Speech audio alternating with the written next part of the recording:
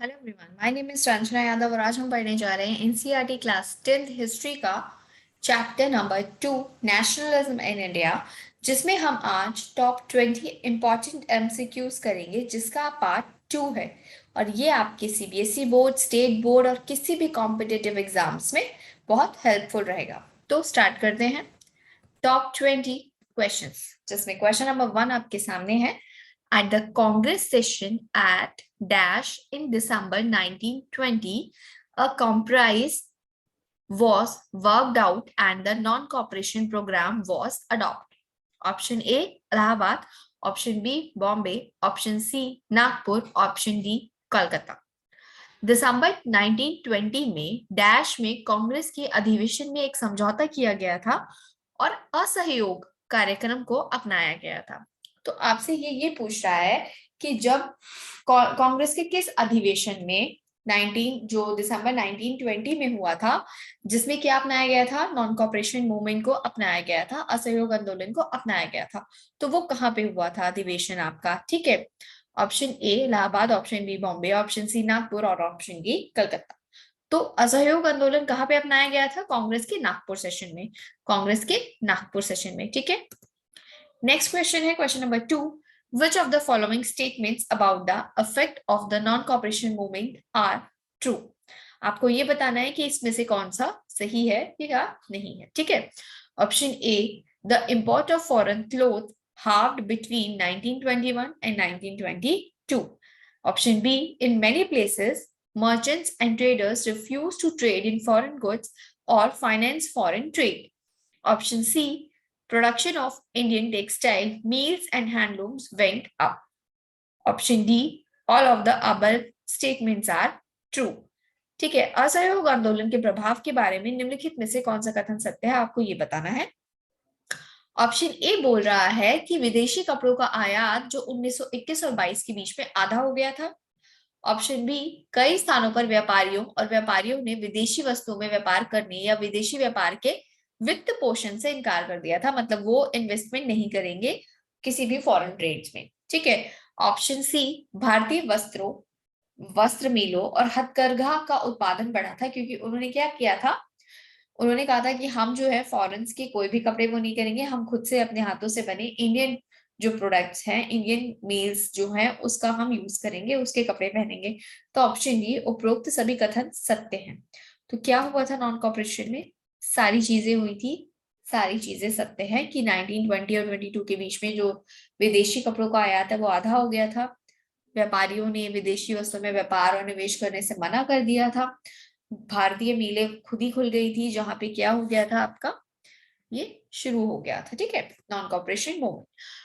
Question number 3. Which of the following statements about the non-cooperation movements in Awadh is false?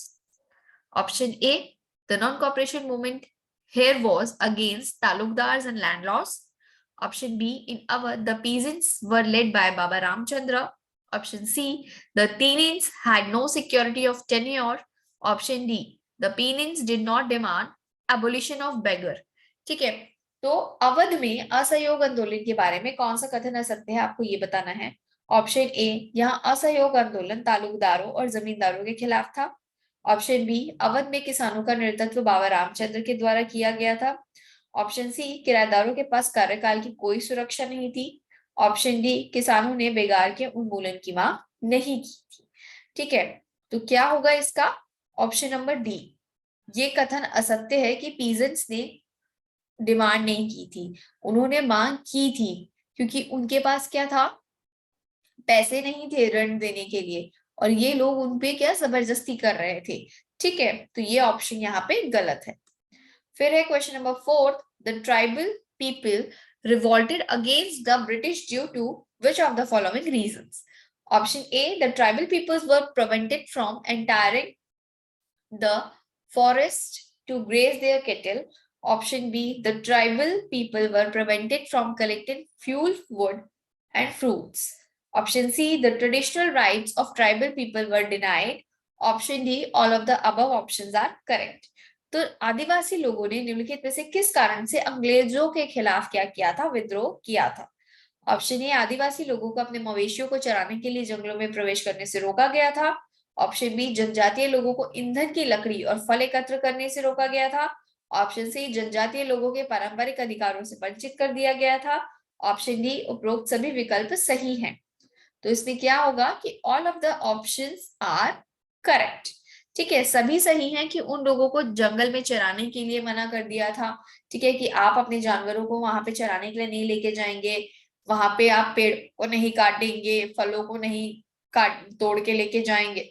ठीक है, और जो उनके मतलब अपने खुद के ट्रेडिशनल राइट्स थे उनको भी क्या कर दिया, उन्होंने डिनाई कर दिया, वंचित कर दिया। इसलिए आदिवासी लोगों ने क्या किया था, अंग्रेजों के खिलाफ विद्रोह किया था। ठीक है, next question, the plantation workers were not permitted to live the tea gardens without permission as per dash. Option A, Inland Emigration Act of 1859. Option B, Inland Emigration Act of 1866. Option C, Inland Emigration Act of 1879. Option D, Inland Emigration Act of 1869. यानी कि बागान श्रमिकों को अनुमति के बिना चाय बागानों को छोड़ने की अनुमति नहीं थी, क्योंकि प्रति डैश। ऑप्शन नंबर ए 1859 का अंतरदेशीय उत्प्रवास अधिनियम। ऑप्शन बी 1866 का अंतरदेशीय उत्प्रवास अधिनियम। ऑप्शन सी 1879 का अंतरदेशीय उत्प्रवास अधिनियम, या ऑप्शन डी अंतरदेशीय उत्प्रवास अधिनियम 1869। कौन से एक्ट के अंदर उनको क्या था कि टी गार्डन्स छोड़ने की परमिशन नहीं थी? तो कौन सा था? England emigration act of 1859। 1859 का अंतरदेशीय प्रवास अधिनियम के द्वारा बागान श्रमिकों को बिना इस अनुमति के क्या था, चाय के बागान को छोड़ के जाने की अनुमति नहीं थी। ठीक है, question number 6, Gandhi decided to withdraw the non cooperation movement in dash. Option A January 1922, February 1922, option C February 1990 and option D January 1990। Gandhi ji ने डैश में असहयोग आंदोलन को वापस लेने का फैसला किया था। ऑप्शन ए जनवरी 1922 में, ऑप्शन बी फरवरी 1922 में, ऑप्शन सी फरवरी 1919 में, ऑप्शन डी जनवरी 1919 में। तो कब गांधी जी ने असहयोग आंदोलन को वापस लिया था? फरवरी 1929 में, जब चौरा चौरी की घटना हुई थी तब। ठीक है, नेक्स्ट है question number 7, dash and dash form the Swaraj party. Swaraj party की स्थापना किसने की? आपको ये बताना है। Option A CR Das and Motilal Nehru, option B Motilal Nehru and Jawaharlal Nehru, option C Jawaharlal Nehru and CR Das, option D Jawaharlal Nehru और गांधी।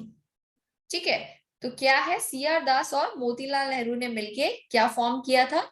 स्वराज पार्टी का गठन किया था। ठीक है, नेक्स्ट है Simon Commission arrived in India in. Simon Commission dash में भारत पहुंचा। Option A 1928, option B 1930, option C 1932, option D 1942। तो कब भारत पहुंचा था साइमन कमीशन? आपका 1928 में। ठीक है, नेक्स्ट क्वेश्चन है, under the presidency of Jawaharlal Nehru the Lahore Congress formalized the demand of Purna Swaraj or full independence for India in dash. Option A December 1929, option B January 1929, option C December 1930, option D December 1928। तो जवाहरलाल नेहरू की अध्यक्षता में लाहौर में कांग्रेस ने मांग को औपचारिक रूप दिया। पूर्ण स्वराज या डैश में भारत के लिए पूर्ण स्वतंत्रता की मांग कब की थी? लाहौर सेशन में जवाहरलाल नेहरू की अध्यक्षता में जब लाहौर का सेशन हो रहा था, तो कांग्रेस ने पूर्ण स्वराज की मांग कब की थी? तो कब की थी आपकी? दिसंबर 29 में, दिसंबर 29 में। ठीक है, नेक्स्ट क्वेश्चन है कि Mahatma Gandhi started his famous salt march from his ashram in Sabarmati to Dandi covering a distance of dash. Mahatma Gandhi ने साबरमती में अपने आश्रम से दांडी तक अपने प्रसिद्ध नमक मार्च की शुरुआत की, जो डैश की दूरी को कवर करती है। कितने माइल्स तक ये चल के गए थे? Option A 260 miles, option B 240 miles, option C 600 miles, option D 500 miles. तो इन्होंने कितने मील किया था कवर? 260 मील, ऑप्शन बी 240 मील, ऑप्शन सी 600 मील और डी 500 मील। तो इन्होंने साबरमती से दांडी तक की यात्रा कितने मील में की थी? तो ये था आपका 240 मील और 240 माइल्स। ठीक है। नेक्स्ट है Mahatma Gandhi reached Dandi on dash 1930। Mahatma Gandhi dash 1930 को दांडी पहुंचे 6 April, option B 16 April, option C 6 March और ऑप्शन डी 6 मई। तो महात्मा गांधी आपके 6 अप्रैल 1930 को दांडी पहुंचे थे। ठीक है। नेक्स्ट है Gandhi Irwin pact was signed on dash. Gandhi Irwin समझौते पर डैश पर हस्ताक्षर किए गए थे। ऑप्शन ए 5 अप्रैल 1932, ऑप्शन बी 5 अप्रैल 1931, ऑप्शन सी 5 मई 1931, ऑप्शन डी 5 जून 1932। तो गांधी अर्बन समझौता कब हुआ था? 5 मार्च 1931 को। ठीक है। नेक्स्ट क्वेश्चन आपका आता है who among us the following led the civil disobedience in Peshawar. निम्नलिखित में से किसने पेशावर में सविनय अवज्ञा का नेतृत्व किया था? Option A Abdul Ghaffar Khan, option B Maulana Abul Kalam Azad, option C Lala Lajpat Rai, option D Jawaharlal Nehru. तो पेशावर में किसने सविनय अवज्ञा आंदोलन का नेतृत्व किया था? तो अब्दुल गफ्फार खान ने क्या किया था? सविनय अवज्ञा आंदोलन का नेतृत्व किया था। कहाँ किया था? पेशावर में। ठीक है। Next है the Simon Commission was boycotted in India because option A there was no Indian member in the commission, option B it supported the Muslim League, option C Congress felt that people deserved Swaraj, option D there were differences among the members। Simon आयोग का जो Simon commission था उसका भारत में बहिष्कार क्यों किया गया? क्योंकि ऑप्शन ए आयोग में कोई भारतीय सदस्य नहीं था, ऑप्शन बी इसने मुस्लिम लीग का समर्थन किया था, ऑप्शन सी कांग्रेस ने महसूस किया कि लोग स्वराज के हकदार हैं, ऑप्शन डी सदस्यों के बीच में मतभेद था। तो क्या था? साइमन कमीशन क्यों बायकॉट किया था इंडिया से? Because there was no Indian member in the commission, that's why इसको क्या बोला गया था? व्हाइट कमीशन बोला गया था। ठीक है। ऑप्शन ए आयोग में कोई भारतीय सदस्य नहीं था, इसी वजह से इसको बायकॉट किया गया इंडिया से और क्या बोला गया? Simon go back, Simon go back. Okay. Next question, question number 15, the resolution of Purna Swaraj was adopted at which session of the Congress. Purna Swaraj का प्रस्ताव कांग्रेस के किस सत्र में पारित किया गया था? Option A Karachi, option B Haripur, option C Lahore, option D Lucknow. तो कांग्रेस ने पूर्ण स्वराज का प्रस्ताव कौन से सत्र में पारित किया था? आपके लाहौर सत्र में। कब? 1929 को। अभी हमने लास्ट अभी पीछे क्वेश्चन में किया है ना। ठीक है। नेक्स्ट है आपका which of the following was a cause for the withdrawal of the non-cooperation movement? Option A lack of coordination among the satyagrahis, option B outbreak of violence at Chaura Chauri, option C Gandhiji wanted to start civil disobedience, option D other nationalists persuaded Gandhiji।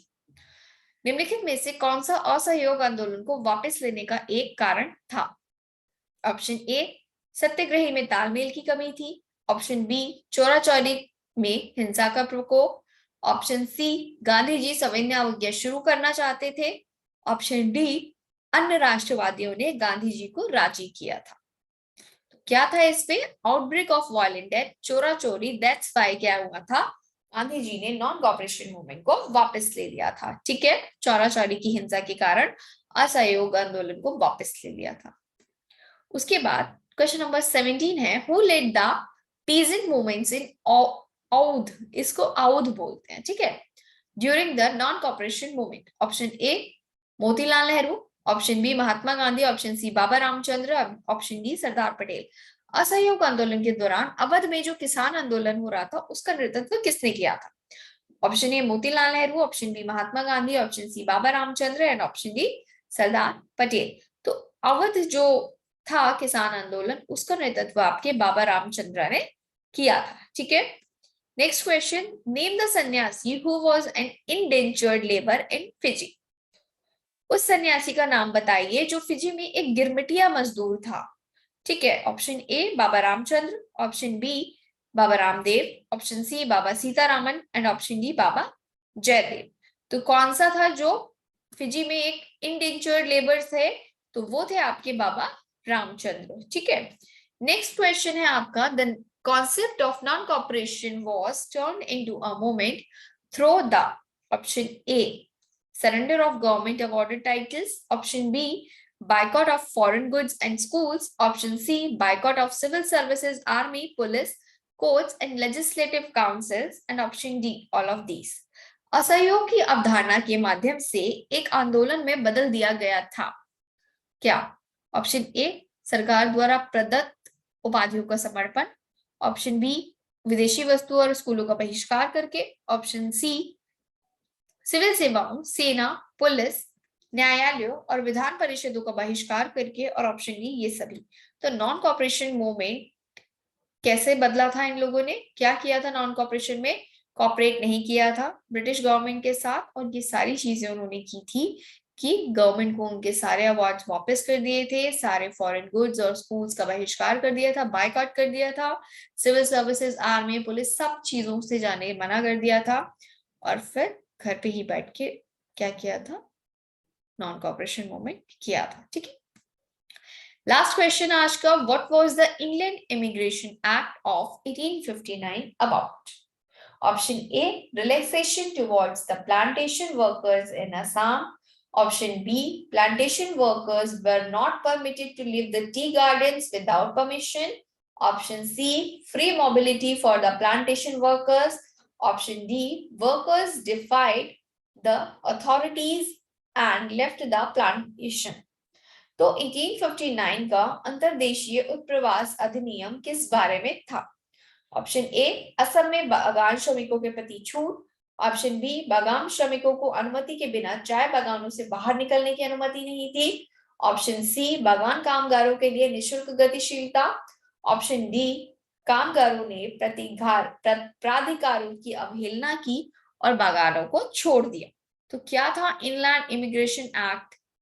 मैंने अभी आपको बताया है कि उसमें था plantation worker were not permitted to leave the tea gardens without permission, बागान श्रमिकों को अनुमति के बिना चाय बागानों से बाहर निकलने की अनुमति नहीं थी। ठीक है, तो ये थे आज के आपके top 20 questions, and thanks for watching. मिलते हैं नेक्स्ट वीडियो में जिसमें ये चैप्टर फिनिश हो जाए। Okay, thank you so much.